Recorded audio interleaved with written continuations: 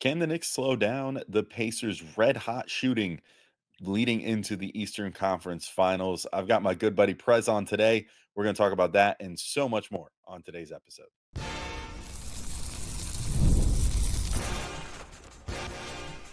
You are Locked On Knicks, your daily New York Knicks podcast, part of the Locked On Podcast Network.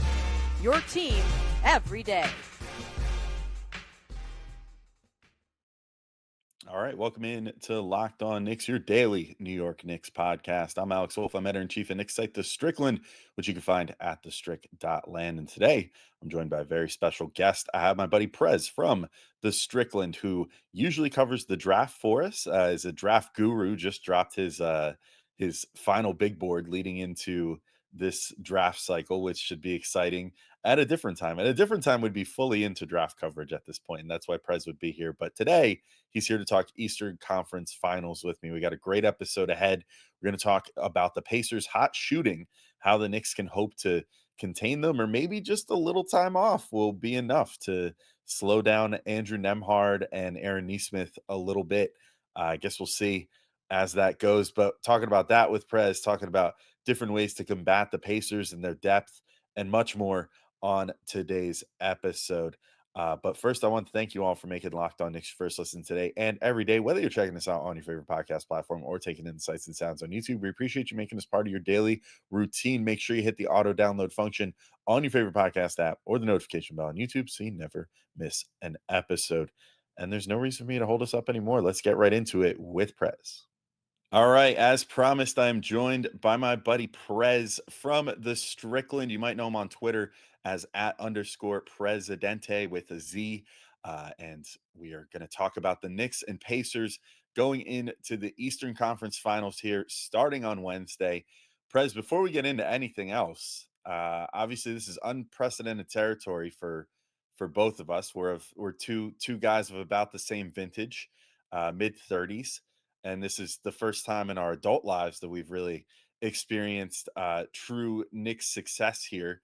First Eastern Conference Finals, over age 10 for both of us, right? I was 9 the last, or no, I guess I was 10 the last time they were in it. So over age 10. I think you're also the same age as me, maybe a year older, but either way, been a long time. How have you been enjoying this return to the Eastern Conference Finals this week and all of the madness that has come with it?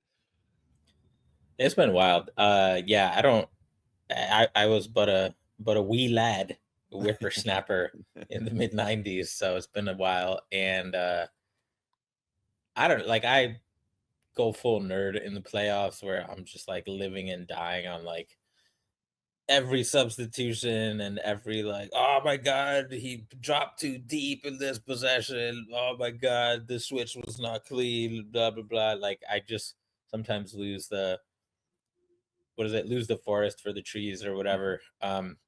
So it's easy. Like I'll be thinking about what happened in this crazy series, and I'm like, oh my god, like how the hell did we do this with still far from maximizing our offense? Right? Like we got a salt bay sprinkle of 5 out. We got a little dash of double big every game. Sometimes it was because of someone was in foul trouble. Sometimes it wasn't because of that. And I'm just like, man, like, I don't know how it didn't take us maximizing everything to beat Boston. But then I remember kind of like even some adjustments for a team this talented are going to be really impactful. Like I was, to put it to contrast, I was just reading friend of Locked On, friend of the Strickland, but ops for the current month, Caitlin Cooper's latest email, or email, it sounds like such a boomer.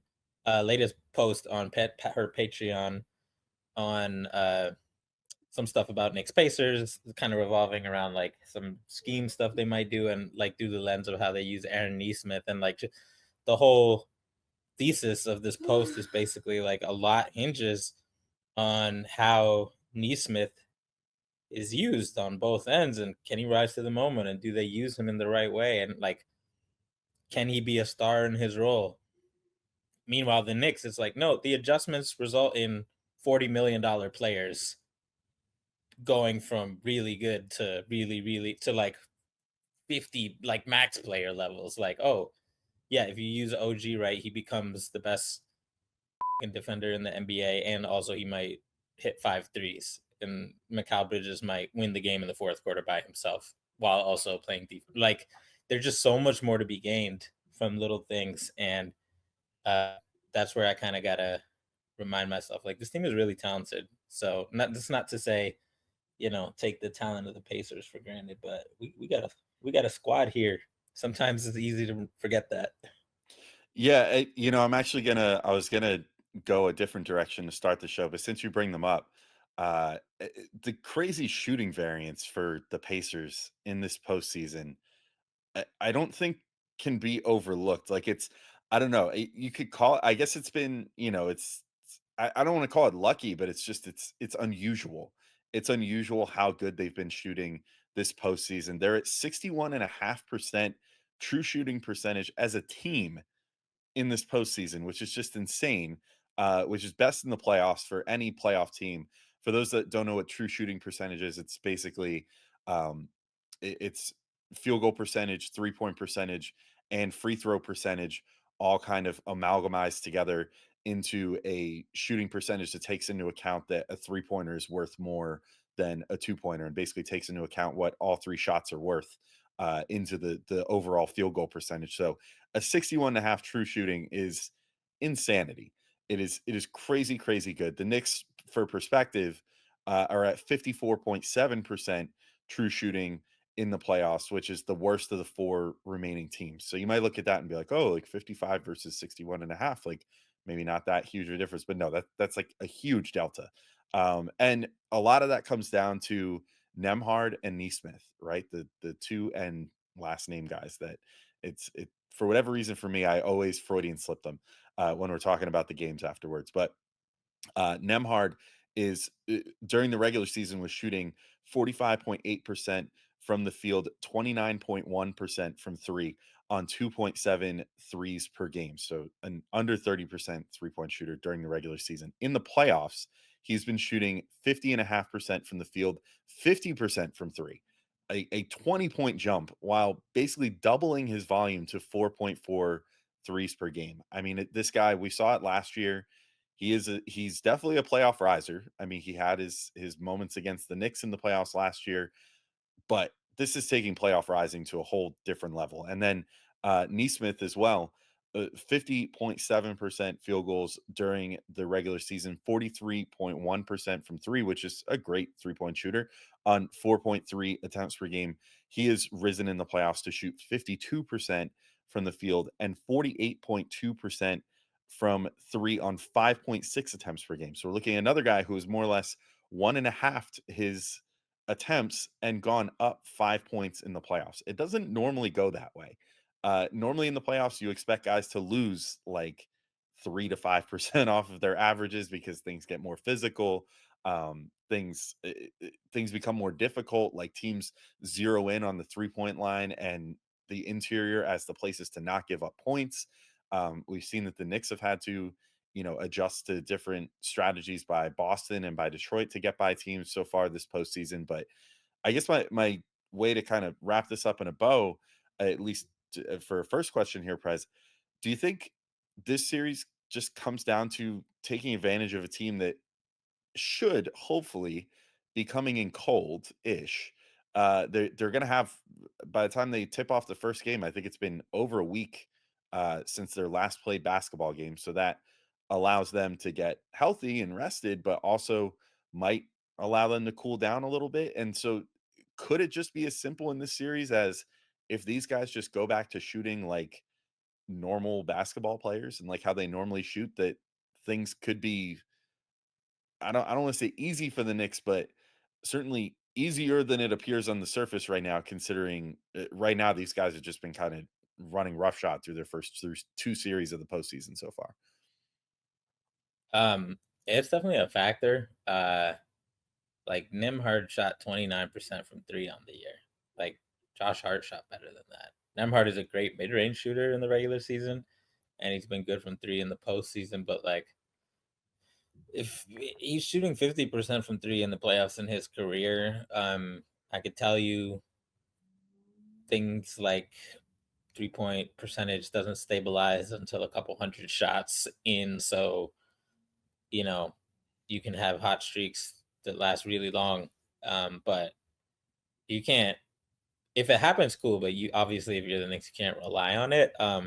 And that's kind of the key here is like, you have to be appropriately respectful of him. You probably shouldn't be disrespectful of him. Like, even though he shot 29% from three, you shouldn't Josh Hart him, right? And to your point about like teams daring the other guys to beat them, this is why the Pacers are a tough nut to crack, right? So the Bucks, I know like nobody watched the Bucks Pacers series, but like they face guarded Hallie a lot. And in Caitlin's newsletter, she had a crazy stat. I forget the exact number, but Nemhard actually averaged more pick and rolls as the ball handler in that series per game, like 35 to 27 or something. Because the Bucks were like, you might beat us, but it's not gonna be with this dude, right? And Hallie shot 42% from the field, like 29% from three. And Nemhard was their primary pick and roll ball handler. And the Pacers had a bunch of good offensive games, despite Hallie not being, for once, the drink, the straw that stirs the drink. And that's because, you can face guard him, but like that means you're basically playing 4-on-4 instead of 5-on-5 because two guys are just taken out of the game. And any NBA team, if they had the width of an NBA court to play 4-on-4, they'd look really good. So it's a bit of a pick your poison with them. They're really good. If it's not one guy, it's another guy. We haven't even talked about Siakam, who's had probably the best year of his career. And I feel like this year has been probably the most underrated player in the league, even though I still think he's an annoying flopper who falls even more than Brunson and Cat, if that's possible. He's really talented.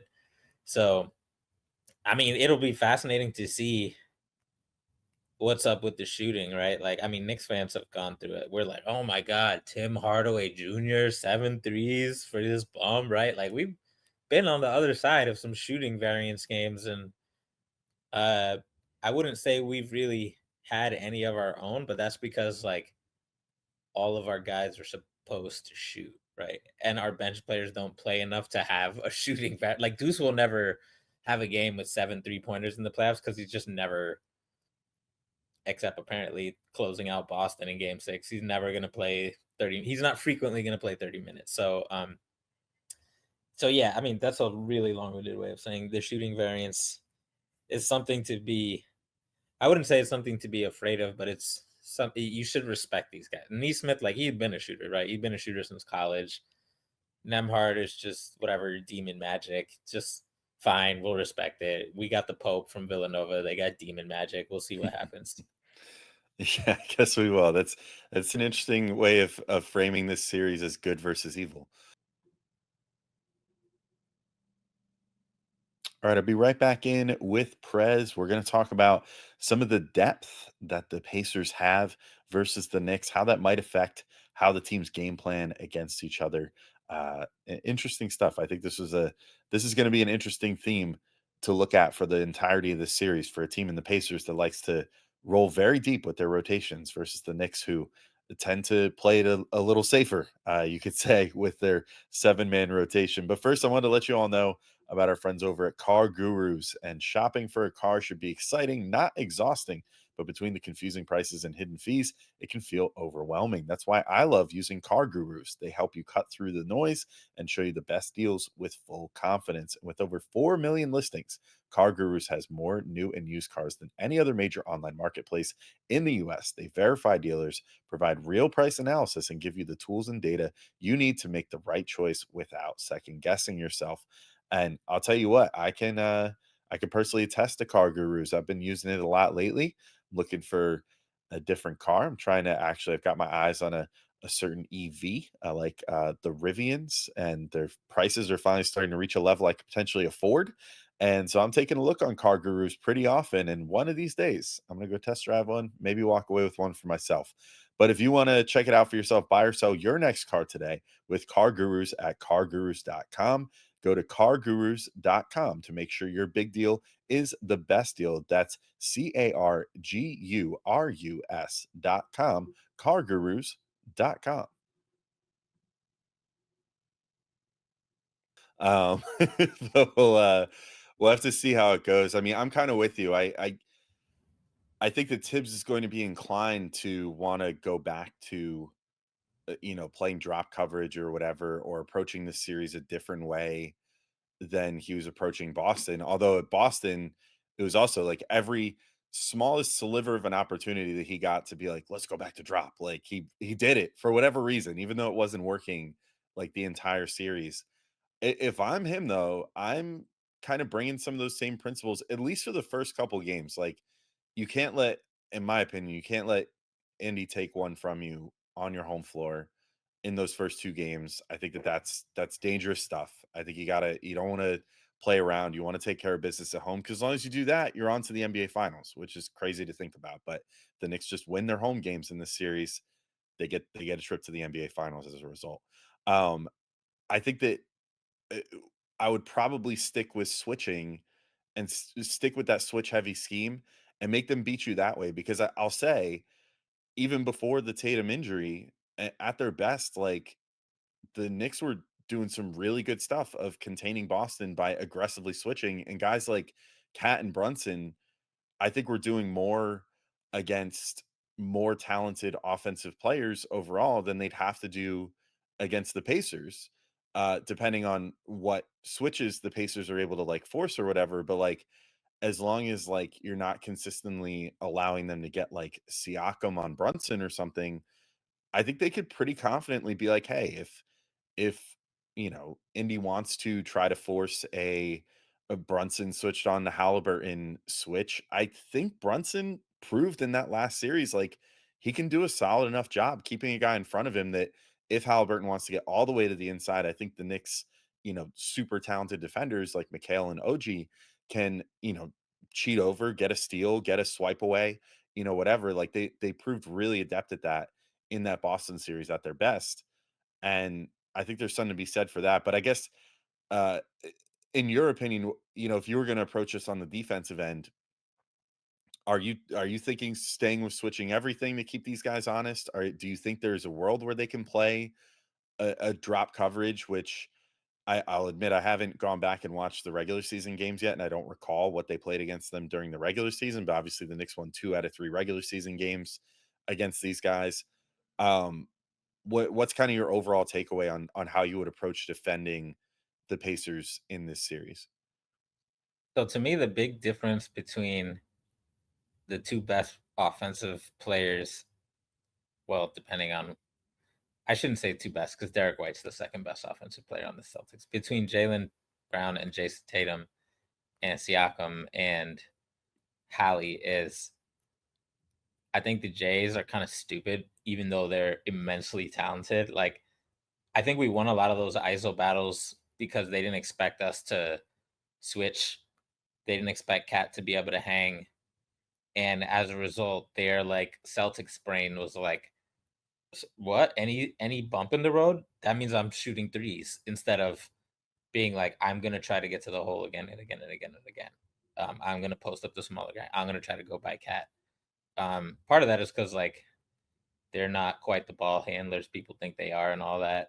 But I just feel like Hallie and Siakam are more likely to be like, oh, you're daring me to do the smart thing. I will do the smart thing. And with Hallie, that's daring him to take twos, right? And there was one game where they spanked us, and he went 7 of 8 from two. In the other games, they were like more middling numbers from two, and he can get to his floater and all that, and he's tough, right? Because like he's the kind of guy who, if you bring extra attention, he's happy to pass it. He's not like Jalen where he's gonna shoot that thing no matter what. Um, so it's definitely tough, but like I would probably have to I would probably mix coverages up, kind of see what's working. It to me, the biggest question is like, what do you do at the very start? Like, if it's Bridges and Bridges is absolutely locked in, then I think you could do like how you did against the Pistons, which is like a mix of playing high and daring him to, you know, hit somebody and let them hit somebody and let them do short roll stuff, right? Let Miles Turner show his short roll chops. Let Miles Turner dribble the ball and score a bunch. Cause that's not Miles Turner's strength, right? Like um at drop we know like even if it's the smart thing, Cat just struggles with it. So to me it's like a mix of playing high and switching and making Hallie beat guys one on one and making Turner do stuff one on one. And if they want to counter that by like getting to Siakam, right? Since he's their best ISO player and completely get out of their offense and just do Siakam ISO ball, then like I would welcome that, you know? Like we know that's not how they want to play. So um I don't know, it's not as obvious to me as it is Boston for all their talent. It's like the thing to do is obviously switch everything and it's just a matter of do you have the talent to make it work? Like the strategy, everybody knows it. It's just can you actually do it? Not many teams can. Indy, they're like a mad science experiment. Like they literally smacked Giannis and the Bucks by being like, "Oh, we'll take the ball out of our all-stars' hands," right? And then they did regular pacer stuff versus the Cavs, which includes like going 12 players deep and like all types of crazy Rick Carlisle. Like he is not afraid for better or worse to try wild stuff. So they're just like Thomas Bryant minutes, right? Like obviously that would be detrimental to them on the other end, but like this guy is it's like they're like the drunken boxer of the NBA. Like I don't know what this is, but I may get hurt. Like that's kind of how I feel. All right, I'll be right back in with Prez, where we talk about Mitch and the double big alignment and how we feel about that. If the Pacers might end up playing hack a Mitch or not, get into that debate a little bit, which it's happened in the first two series. So who's to say? Maybe it'll happen in the third, or maybe I speculate maybe not so much in this series. So I'll let you listen on to figure out why that is. But first, I want to let you know about our friends over at Skims. And when I found out Skims was making underwear for men, I was intrigued. I've heard so much about their quality from friends and family, so I had to give it a try. And let me tell you, it lives up to the hype. I've always had some issues with underwear, whether it's fit, comfort, finding the right style for me. Skims changed all that, and their men's line offers something for everyone from boxer briefs to classic briefs, all designed with the perfect balance of comfort and style. So let me tell you about my favorite, which is the stretch 3-inch boxer brief. I did not realize that this was going to be the one that I would like the most. Full disclosure, Skims offered to send me a couple pairs of underwear, and I've since purchased some more. But when I first did it, I was like, well, let me try the 3-inch, I guess, and then I'll try the 5-inch too, which is my more traditional inseam.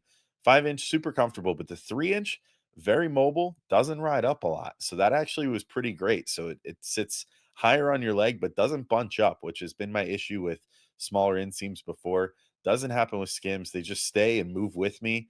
Honestly, it's my favorite pair of underwear, and that's why I picked up a couple more pairs. So it's been great. I love the 3-inch stretch brief, excuse me, stretch 3-inch boxer brief, I should say. So shop Skims Men's at skims.com/locked on NBA and Skims stores, including their flagship store in Manhattan on Fifth Avenue. And then let them know we sent you. After you place your order, select podcast in the survey and select our show in the drop down menu that follows. Skims is the official underwear partner of the NBA, WNBA, and Team USA basketball.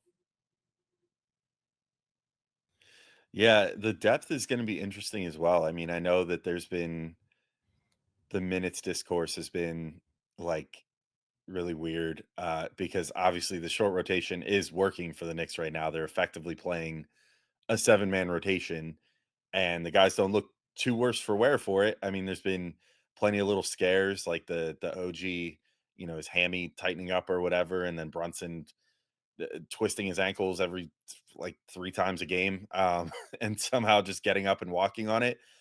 I wish I could have ankles that resilient. But it's the Knicks are effectively running a 7 or perhaps 7.5 man rotation if there's like Mitch and Cat foul trouble, and or if Mitch gets deployed and Precious needs to come out for 5 minutes or whatever. But they've more or less been running just 7 guys, just the starters, Mitch and Deuce for most of the playoffs, because Campaign has been more or less unplayable. Landry Shamet, ditto, which is unfortunate because I really one of my predictions going into the postseason was I was like, I feel like Landry Shamet is going to swing one playoff game. Turned out that was Campaign. You are wildin', bro. Yeah, Landry Shamet? I thought he was gonna, man. I was buying into the shooting at the end of the season. I thought he was gonna get 5 to 10 minutes in one game, make like 4 threes, and it was gonna be a big deal. But is Not what in it this is. economy. No, apparently not. But either way, the Pacers have been running super deep. I mean, they're still running essentially a regular season rotation and then some. Do you think that plays in at all? Do you buy into the fact that they're able to stay fresher longer being a good thing for them, or is there something to be said of maybe this is where that really good conditioning for the Knicks comes into effect, and these guys that are now accustomed to playing 40 minutes each, in that starting lineup are able to, keep a good rhythm going and potentially abuse the Pacers bench a little bit. Because I do think, I mean, it's to your point, the Knicks have this is just like the last, well, not the last series, but just like the first series against the Pistons. It's like I feel like you look at this series on paper, and as good as Indy is, on paper, the Knicks have more talent on their roster. And in theory, if these guys can hack it and they can play to the best of their abilities and Tibbs can put them in enough good positions to win, they should be able to win this series. And I don't think they'll be able to do it handily or anything. It'll probably take at least 6 games, would be my guess. But I think that there's a very real chance they can come away with this series and make their first final since 99 if they just are able to keep up with these guys and keep up with whatever adjustments that Carlisle is able to make, but possibly abuse that deep bench or take advantage of a team that isn't used to having to extend their starters more if they're able to abuse that bench enough. So I don't know, where do you stand on the depth issue, like what Indy's able to bring versus what the Knicks have out there? And, do you think it could potentially become an issue for the Knicks that they're running this short rotation? Or do you think just the opposite, that they might actually be able to take advantage of a Pacers team that hasn't been used to running a short rotation and force them to do so just by being as good as they are with the short rotation they have? Yeah, I tend to think that like the Pacers 12-man max effort stuff, it's good for them in the sense that like when you have a little less talent, you gotta use what you got more, even if it's situationally. So it does help the Pacers. And then it helps versus the Knicks in particular, because we know the longer the Knicks take to get into offense, generally the worse they are, and they're perpetually slow, especially in their losses. And that was the whole thing last year, right? They just, I mean, our whole team had like the plague, but like they just sent Nesmith and Nemhard and random other guys, TJ, to just annoy Brunson up the court. I mean, the Pistons kind of did that too, so it's not entirely new. But I do think it's effective in that sense that like it could be one of those little things where it's like, okay, just give the ball to Hart so he can get up the court faster, or McCall or whatever, instead of just like forcing Brunson to do it because he always does it or stuff like that. But I don't think it helps them. I don't think it'll like especially tire the Knicks out, because to your point, like the Knicks have a short rotation, but they're also in like amazing shape. And like it's not like guys are flying up and down, like except for Hart, like they're very deliberate in when they go max effort, right? They're not running all over the place. I mean, McCall runs all over the place, but like aside from him, it's not like these guys are guarding the Pacers 94 feet or anything like that. So I don't think it'll tire them.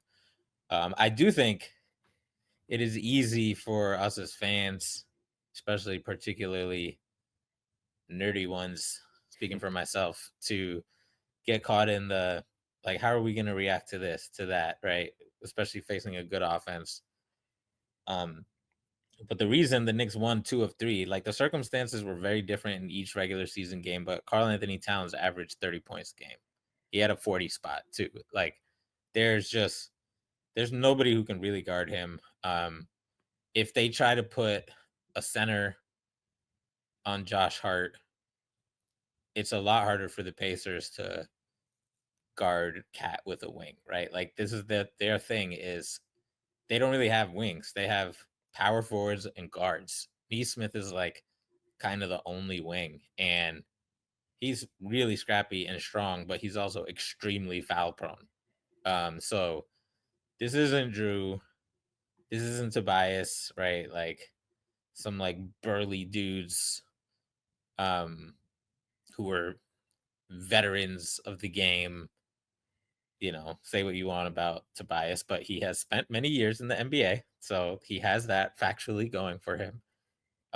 And aside from Neesmith, it's like, who are you gonna guard Cat with, right? Like, you gonna put Nemhard on him? You gonna put Siakam on him? Like, you can put Siakam on him, but that's dicey. And then like, you can do stuff because Siakam, he's like Randall, he's like an enormous dude in his own right. So like, not that the Knicks do this all the time, but if the Knicks were like, oh, we have Siakam on Cat, I'm just gonna do a cross screen like in the middle of the paint.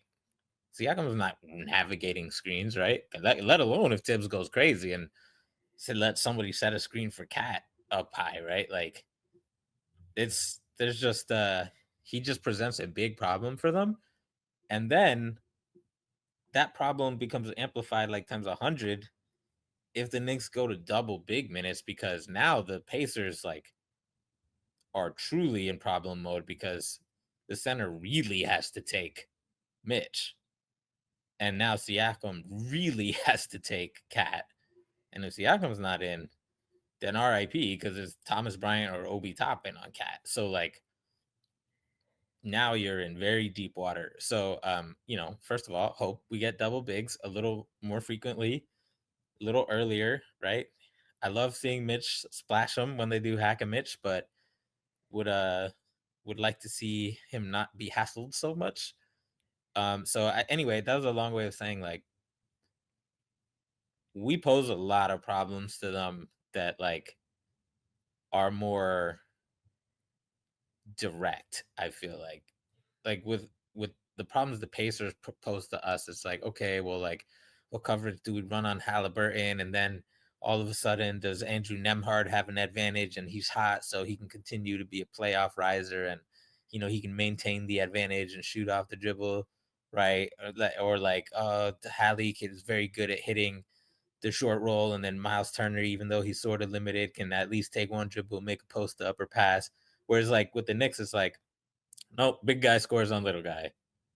The end. Like it's really straightforward. And um this is not to say the Pacers can't thread that needle. They've done the entire season, they have thrashed teams by threading that needle, by outplaying their talent, and they have talent, right? Like like we were saying, Hallie and Siakam are like superstars straight up.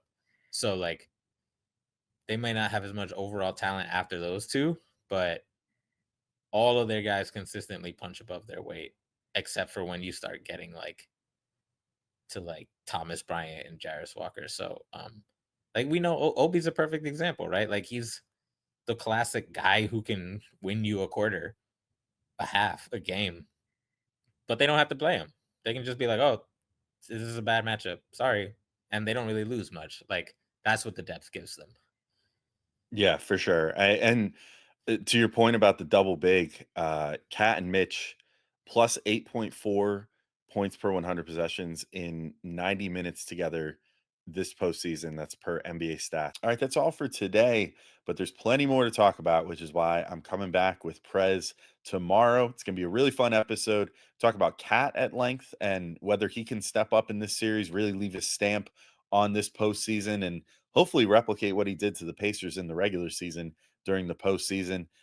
We give our series predictions, and at the end, Prez actually turns it around on me, and he plays podcast host for a minute. I mean, he does host his own podcast, so it makes sense. But he turns it around and asks me some questions and gets my opinion on a few things that were eating at him. So plenty of good stuff in the next episode. Tune in tomorrow, and you can check that one out. But until then, thank you all for listening, and we'll talk to you soon. Peace out, everybody.